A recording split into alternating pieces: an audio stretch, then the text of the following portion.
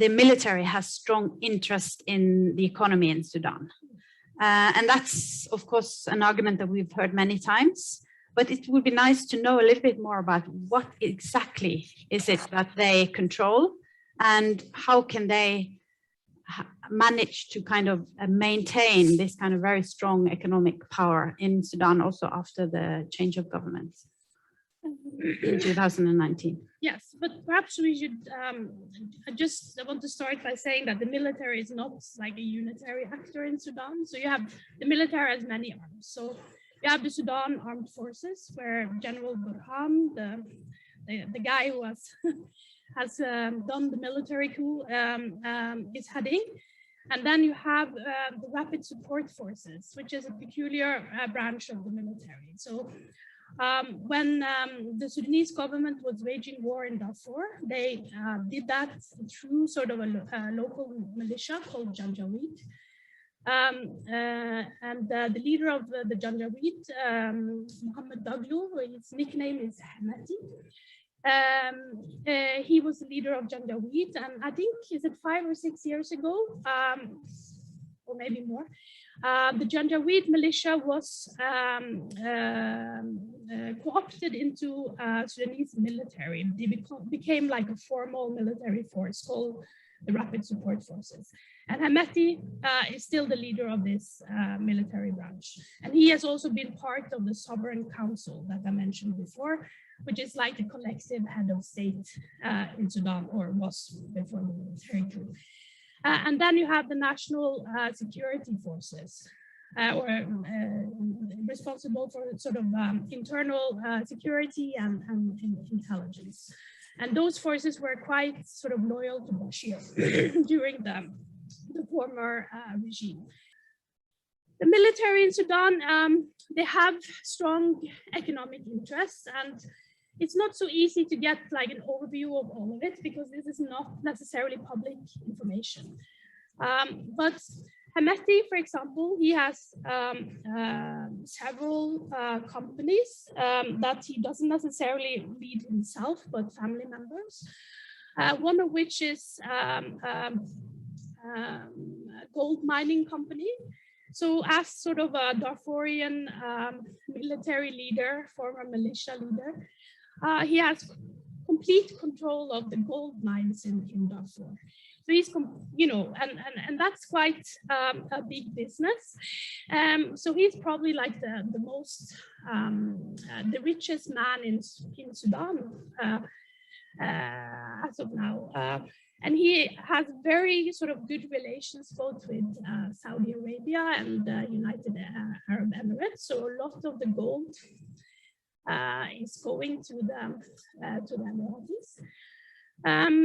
He has also, he and his Rapid Support Forces have also been mercenaries, is that the word? Like soldiers for Saudi Arabia in the Yemeni war, which has also brought a lot of funding for him. In addition to that, to complicate matters, Sudan has, during the Bashir period, they initiate sort of collaboration with the European Union. It's called the Khartoum process, where Sudan has received quite a lot of aid from the European Union. And behind that sort of aid is an understanding that part of their mission is to stop migration from Africa to Europe. So part of this sort of aid has gone to, how can you put it, increase Sudanese capacity to patrol borders. And who are patrolling some of these borders? Yes, it's the former Janjaweed and Hamati forces. So they have received quite a lot of these funds. And not only are they patrolling borders, but they are also involved in, of course, smuggling themselves. So there's a lot of dimensions to it, but perhaps Salma can come in and speak a bit more about Burhan and how other military actors are also enriching themselves. Yes, yeah, thanks, Lee. Yeah, you explained very well why Hemeti and Arif are very rich. Besides that, the military also controls big big amount of companies that involve in investments and production. For example, they're involved in the oil export, and also they control the gum Arabic export, and also the sesame, and also they're involved in weapons production through something called the defense defense companies systems, and also they're involved in the fuel business. They produce also in the production of cars, the telecommunication companies. The military also has control in the or has shares in the banking system, and also water distribution, construction companies, real estate, and also tourism. And they control at least 60% of the wheat production in Sudan. So they are quite powerful in terms of economic interest in Sudan. So it's really beyond doubt that the military has a lot to lose if they are really kicked out of power.